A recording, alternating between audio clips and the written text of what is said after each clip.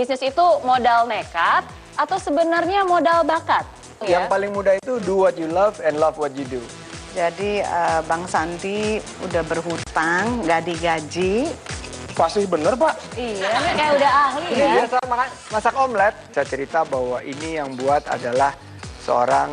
Kita keburu adem nih, lama banget nawarinnya. Pasti yang harus saya lakukan hal-hal kecil, hal-hal sederhana agar dapat mengikuti jejak Bapak. Yeay! Selamat. Ya, selamat malam dan selamat datang di I'm Possible. Semangat ya. Waduh. Senang sekali karena saya Mary Riana bisa kembali hadir untuk menyapa Anda lewat acara yang selalu ditunggu karena di sini kita bukan hanya membagikan motivasi tapi juga membagikan solusi untuk Anda menjadi lebih baik lagi. Dari impossible jadi impossible. Dan ada yang berbeda malam ini karena saya ditemani oleh Bang Arif. Halo semuanya. Wah, seneng banget nih bisa diundang di sini. Dengar kan. Saya suka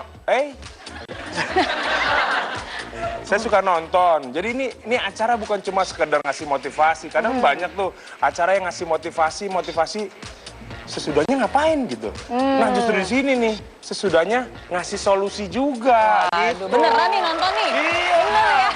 Makanya seneng banget nih sekarang diundang. Kayaknya pas banget nih tema hari ini ya kan? Betul, karena kan biasa kita selalu memberikan solusi berbagai macam permasalahan. Ada tentang kerja, ada tentang relationship. Nah, hari ini kita membahas tentang yang mau buka usaha, memulai bisnis. Kenapa? Punya pengalaman? Emang bener-bener pas saya diundang sini. Dulu pernah mau nyoba bisnis, cuma gagal melulu. Karena satu, saya nggak ngerti ya gimana bisnis ya. Modalnya apa gitu kan. Cara jalaninnya gimana. Jadi Betawi gitu. Iya, makanya giliran akhirnya bisnisnya gagal, saya mikir, apa karena tampang saya ya? Iya nggak sih? Emang dulu bisnis apa? Hah? Bang Arif dulu bisnis apa? Saya dulu jualan makanan ya. Jual makanan? Nah, jual makanan di food court. Aha. Nih sebelah kok laris terus gitu. Semua orang ke situ. Akhirnya saya ngambil kaca kan. Iya, apa muka gue ya gitu.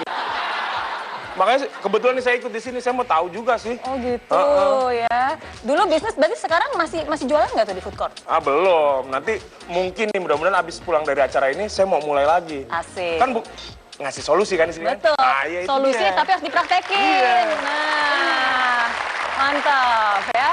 Emang bener banget sih Bang Arif, karena di I'm Possible ini kita selalu menghadirkan sesuatu yang luar biasa. Dan khusus untuk malam ini kami menghadirkan bukan hanya seorang coach, tapi seseorang yang sudah pernah mengalami asam garam. Belajar dari tokoh inspiratif yang sudah membuktikan prinsip I'm Possible bagi banyak orang. Bagaimana dia bisa mewujudkan mimpinya dan juga bisa menjadi orang yang berguna. Nah, jadi inilah inspirasi Sandiaga Uno. Kalau gitu langsung saja kita berikan tepuk tangan yang paling meriah untuk Pak Sandiaga Uno.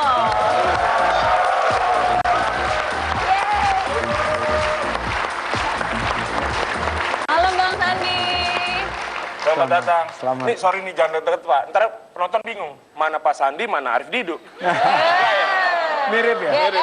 Oh.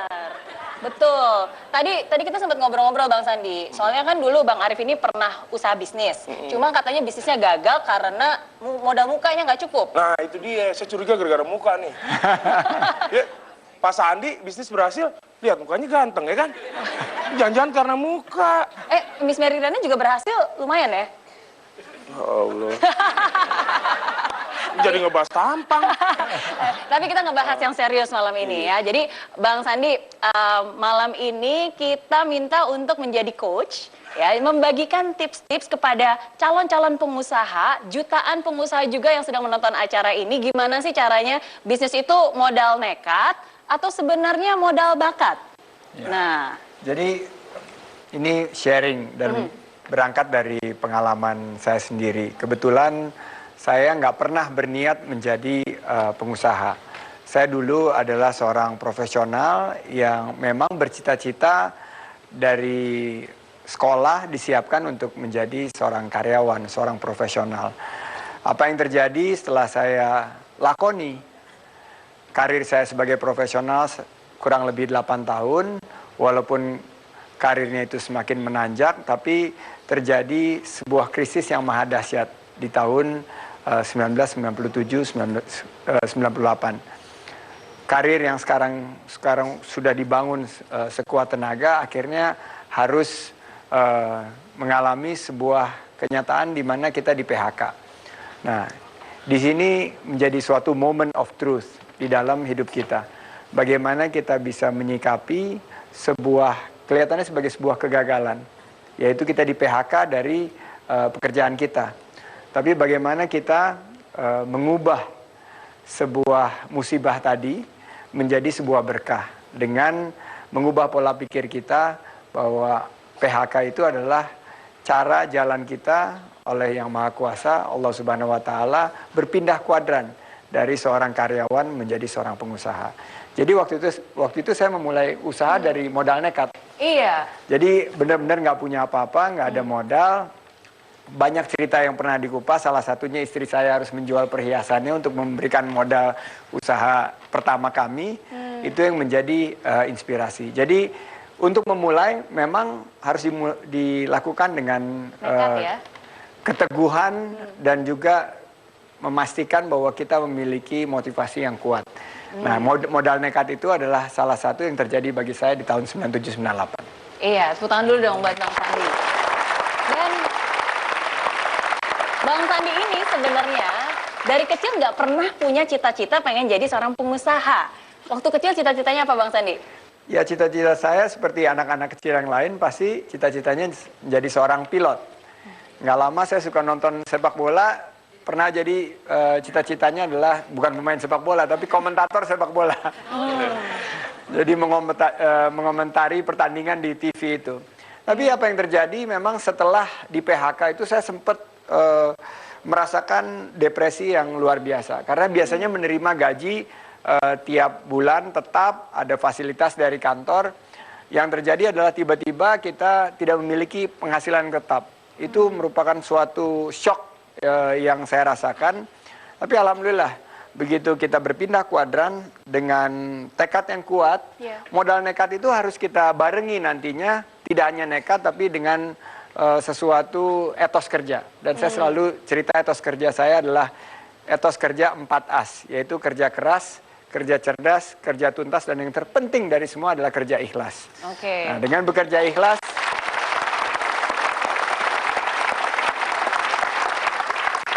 dengan bekerja ikhlas, saya percaya bahwa rezeki kita tidak akan pernah tertukar. Allah akan memberikan ganjaran sesuai dengan ikhtiar kita. Yang kita kontrol cuma ikhtiar kita. Sedangkan hasilnya murni 100% itu domainnya Yang Maha Kuasa. Jadi kita kerja secara keras, cerdas, tuntas. Setelah itu ikhlas, kita serahkan hasilnya kepada Tuhan Yang Maha Kuasa untuk memberikan rezeki sesuai dengan yang Dia akan berikan kepada kita. Makin menarik nih, jadi pengen tahu di awalnya tuh untuk memilih jenis usahanya apa ya gitu kan tuh perlu pertimbangan banget kan ya. Betul, dan perlu pelatihan juga ya seperti Bang Sandi bilang ya. Yang paling mudah itu do what you love and love what you do. Dimana kita